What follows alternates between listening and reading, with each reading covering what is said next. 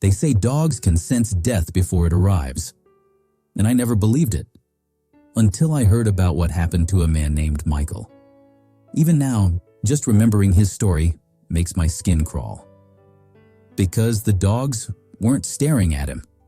They were staring at what followed him. Michael lived on a quiet street, the kind of neighborhood where every other house had a dog.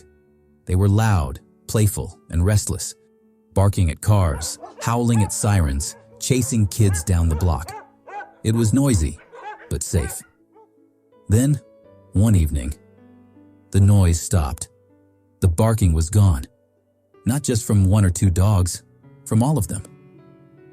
That night, when Michael walked home late, he noticed something that froze him. Every dog sat perfectly still behind its gate, not playing, not moving, not making a sound, just staring at him. He laughed nervously, pretending it didn't bother him.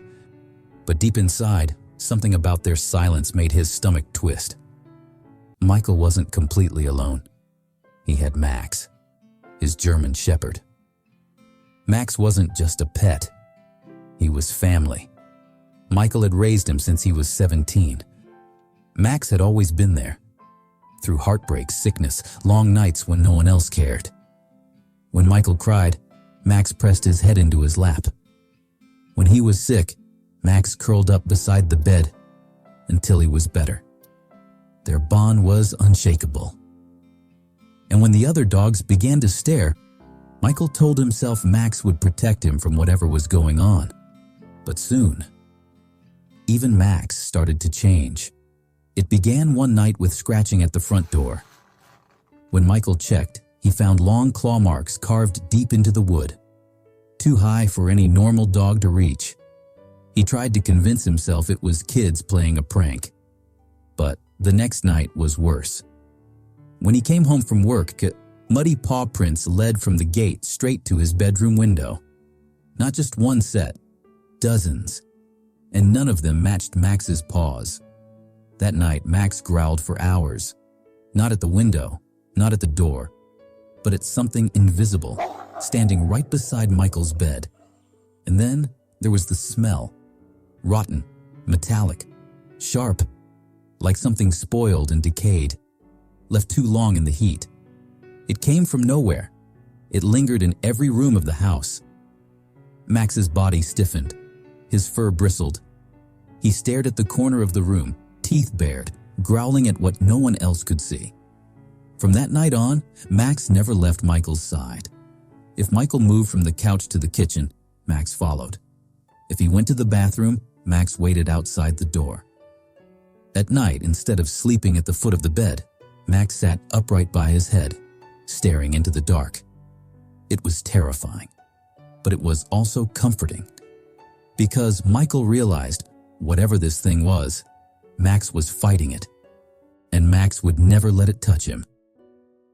One evening, desperate for answers, Michael asked his neighbor, Mrs. Green, if she'd noticed the dogs. Her face went pale.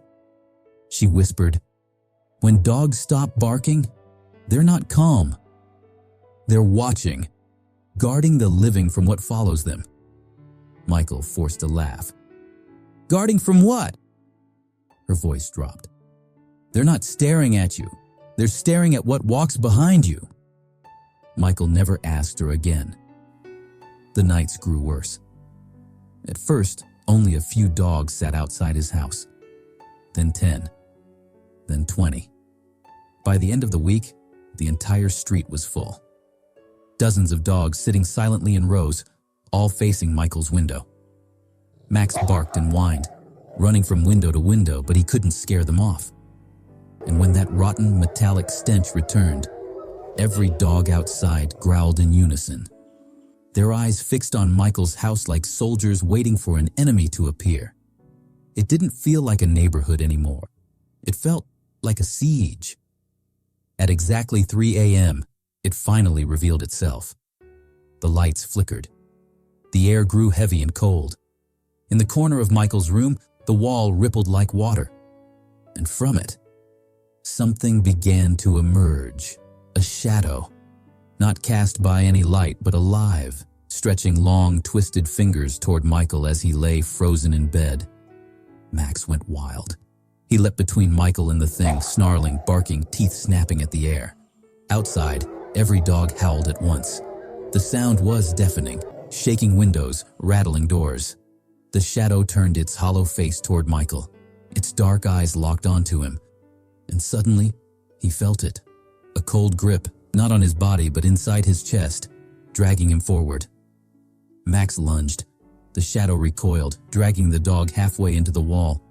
Michael screamed, clawing at Max's fur, trying to pull him back. But Max looked at him one last time. And in that look was everything. Love, loyalty, sacrifice. Then Max wrenched free of Michael's grip and hurled himself into the shadow. The darkness swallowed him whole. And then, silence. When morning came, the street was empty. Every dog had vanished. The air smelled clean again. The silence was back, but no longer heavy. Max, however, was gone. Michael searched the house, the yard, the street. No trace, no fur, no body.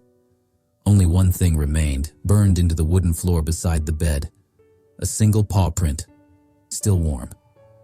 Michael fell to his knees, tears streaming down his face. He knew what Max had done. His best friend had taken it with him, sacrificed himself so Michael could live. That night, for the first time in weeks, no dogs gathered outside. The silence felt normal again. For a moment, Michael believed it was over, but doubt lingered, because sometimes in the dead of night, he still hears it. The sound of claws pacing across the floor, the soft thud of paws circling the bed, and when he looks into the darkness, he swears he sees two glowing eyes watching him. But they're not the eyes of a monster. They're Max's, guarding him, protecting him, waiting.